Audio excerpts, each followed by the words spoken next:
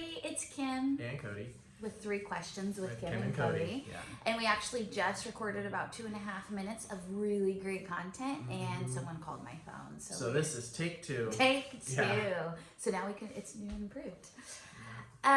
Okay, so we want to talk about safety measures because yesterday, well, I guess it's enforced today that Humboldt County went from yellow, skipped orange, and went all the way to the red tier.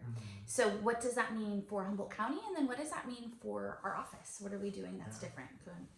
So for our office, particularly, we are going to be by appointment only. So the front door will be closed.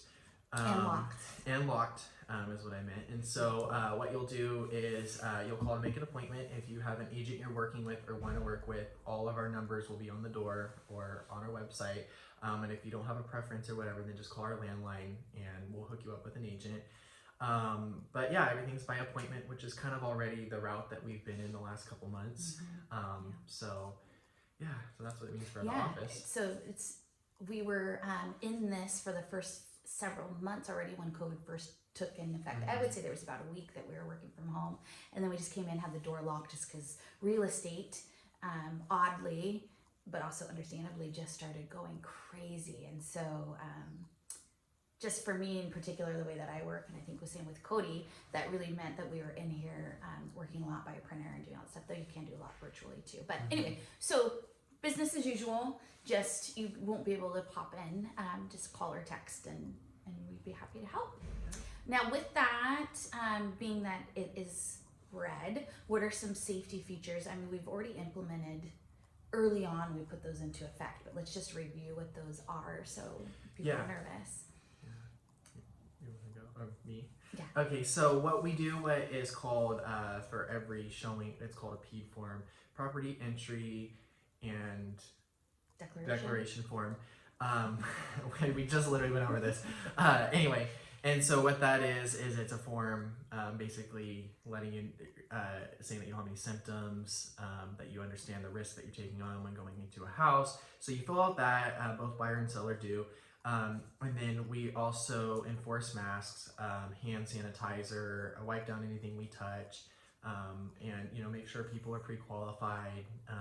And that's a huge one too. I think it was already prior to COVID an important step in it, but even more so, just to limit exposure. You just want to make sure you're pre-qualified before you go and potentially expose someone else's house. You got to make sure you got your ducks in a row before we start now exposing everybody to each other. And we're also really seeing the rise of virtual tours. So you see a lot of people really, looking at properties before you actually go. I know I myself have done quite a few like Zoom and FaceTime showings for clients who aren't comfortable or out of the area before they make their offer. And I've actually sold a couple that way. So that's something that we're seeing too. That's a really good point too. Just we have at our office, and then there's photographers who use it, but can do I guess it's a virtual tour, the Matterport tour, and it's just a really good way to get a feel for the property as close as you can get without actually being in the property. And I would say if you're going to list your house, that's just so important right now in COVID to have that uploaded online so that potential buyers can have already walked through that. And interesting enough, I've seen it a few times, that's actually been a requirement before scheduling showings on several listings, that you have to have done the virtual tour, drove by the house, viewed all pictures, and then filled out the PED form and a pre-qualification letter or proof of funds. All has to be done prior to scheduling a showing.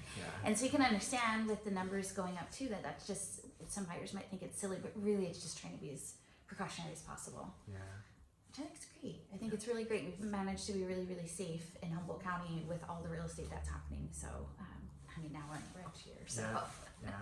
But everybody's doing their part, I feel like everybody's, really trying to stay safe. And at least from my experience and working with other agents, everybody's taking it seriously. So. Oh yeah, absolutely. Okay, and then the third thing I want to talk about is not even health related, but methods of holding title. I've had this come up a few times, and I always want to talk about it, and I forget to talk about it until it becomes an issue. When you take title, there's several different ways to take title, but some people create a trust, and they hold the title in a trust, which is great. There's lots of benefits to that. Speak to your attorney or whoever does your finances for that. I've had a number of people who've created trust took title in their trust but never created a bank account with that trust. So when they close escrow, the title company makes your check out to who holds title. So if it's Kim Quintal, trustee of the Kim Quintal Trust, that's who the check goes out to.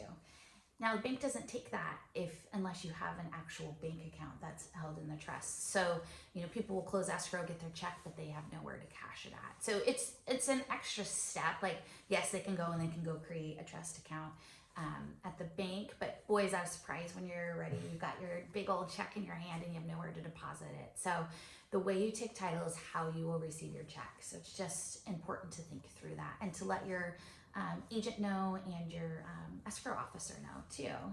It's just something to think about through there. Yeah. And then there's so many different ways to take title. That's another 3 questions. Oh yeah, and really we can't probably 12 questions. Yeah. So and then that would be a good one too to talk with an attorney about, or I guess probably most likely an attorney would help you really figuring out how to take title.